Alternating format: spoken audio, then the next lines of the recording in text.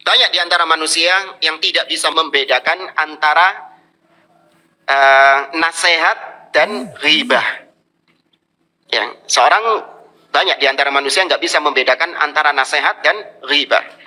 Ketika kita sekarang ini di majelis seperti ini, kita membicarakan tentang seseorang yang tadi kita beri inisial Bangke. Ya, Bangke. Mungkin ada orang-orang yang mengatakan, astagfirullah, ini majelis apa sih ini? Pengajian apa? Majelis ghibah? Ada orang-orang yang mengatakan, wah ini pengajian apa ini? Kok pengajiannya makan bangke? Ya. Itu seorang nggak bisa membedakan antara nasihat dan ghibah. Dan sudah berlalu ucapan Yusuf bin Asbat. Masih ingat tadi?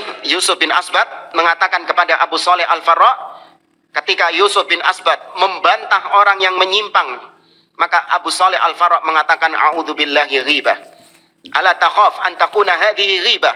Wahai Yusuf, tidakkah kau takut kau jatuh dalam perbuatan ghibah karena kau ngerasani orang ini? Maka Yusuf bin Asbat mengatakan, waihaka ya ahmak, celaka kau wahai orang yang bodoh. Hadhihi nasihah, ini nasihat bukan ghibah. Nahnu abarru bihim min abaihim wa ummahatihim. Kita ketika membantah mereka, kita lebih baik daripada bapak-bapak mereka dan ibu-ibu mereka. Li'annana idza takallamna fihim wa hadzarna minhum qallat athamuhum wa auzaruhum.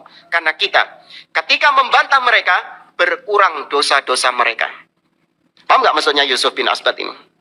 Namanya dosa itu ada jariah nggak? Dosa jariah nggak? Sebenarnya misalnya tokoh kesesatan yang menyimpang mengeluarkan statement yang sesat, sehingga dia mempengaruhi orang-orang banyak. Dan orang-orang ini mengikuti kesesatannya, maka dosanya orang-orang itu kembali ke dia nggak? Iya. Namun ketika ada orang yang membantah, menjelaskan kepada manusia bahwa Ustadz Fulan itu mengucapkan ucapan yang sesat, menyimpang, berdasarkan bukti ini, dan ini, maka orang-orang banyak yang tobat tidak lagi mengikuti Ustadz Fulan. Berkurang nggak dosanya? Hah? Berkurang dosanya. Ya. Maka jangan dianggap membantah penyimpangan itu kasar, jahat, kejam. Enggak. Itu rahmat, kasih sayang kepada orang yang sedang dibantah, agar tidak banyak dosa-dosa yang dia alirkan dari kesesatan-kesesatannya itu. Nah, kembali kepada kaidah ini. Orang tidak bisa membedakan mana yang nasihat dan mana yang ghibah.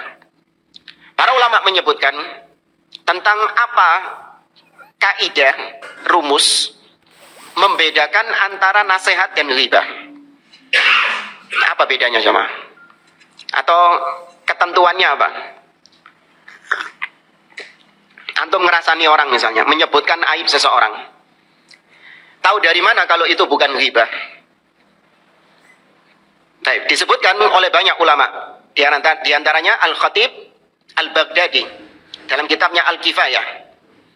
Disebutkan juga oleh Al-Imam Ibnu Rajab dalam kitabnya Al-Farqu Bainan Nasihati wa Ta'ir.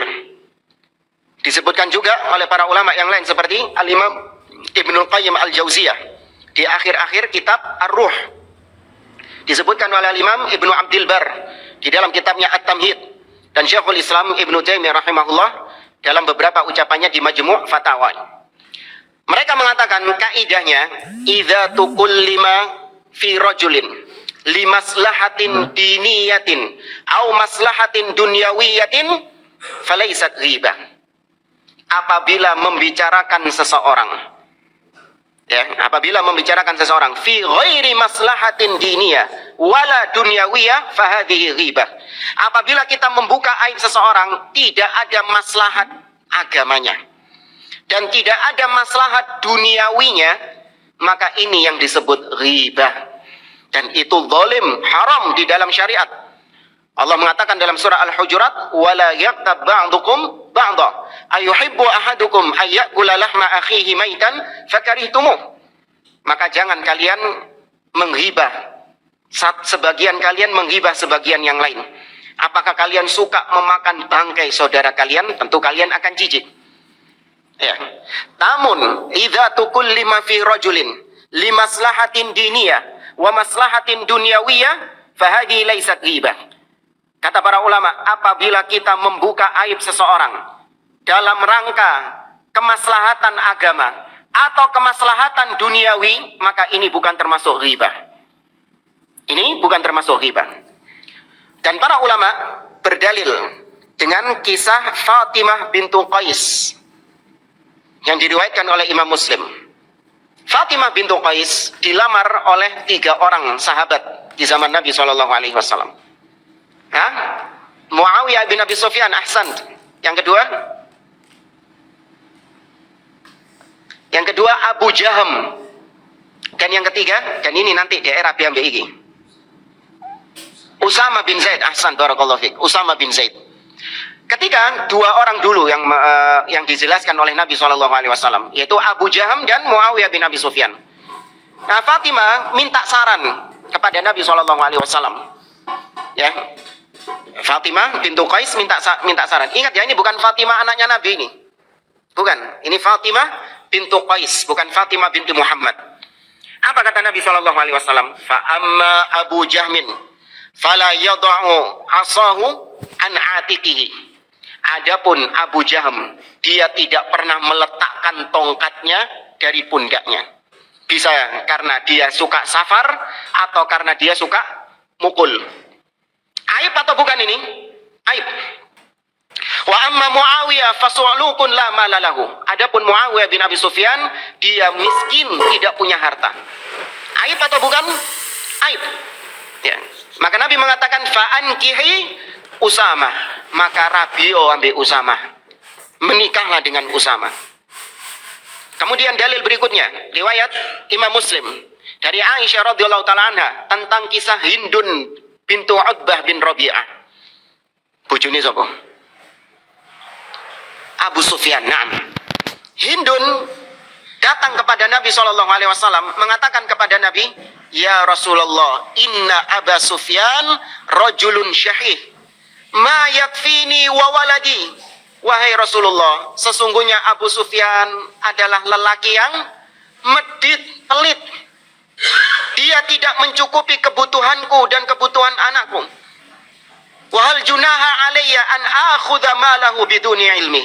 Apakah boleh aku mengambil uangnya tanpa sepengetahuan dia? Apa jawab Nabi SAW? Khudi ma yakfiki wa waladaki. Iya, ambil uangnya dia sesuai dengan kebutuhanmu dan anakmu. Nabi nggak mengatakan, hei Hindun, hibah, nggak boleh, haram, wala yaktab ba'dukum ba'dah. Tidak.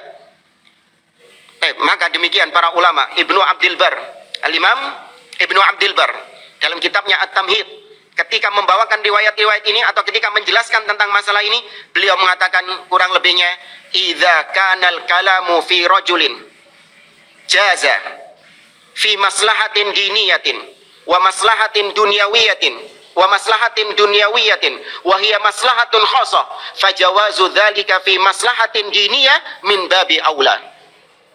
Kata beliau, kalau membuka aib seseorang padahal masalahnya adalah masalah duniawi dan itu masalah personal. Kembali ke hadis tadi jemaah. Fatimah membuka aib, menanyakan tentang Muawiyah dan Abu Jaham. Ini masalah personal atau masalah umat? Masalah personalnya dia. Dan yang ditanyakan adalah masalah duniawi, yaitu tentang masalah pernikahan. Ya, masalah duniawinya itu dibolehkan di dalam syariat. Maka apalagi kalau yang sedang dibicarakan ini adalah masalah agama. Maslahatnya itu maslahat agama. Dan itu maslahatnya bukan personal, tapi apa? Umum. Karena seorang da'i yang berbicara di depan umum, itu maslahatnya maslahat umat. Paham maksudnya di sini jamaah? Ya, maka tentu lebih boleh lagi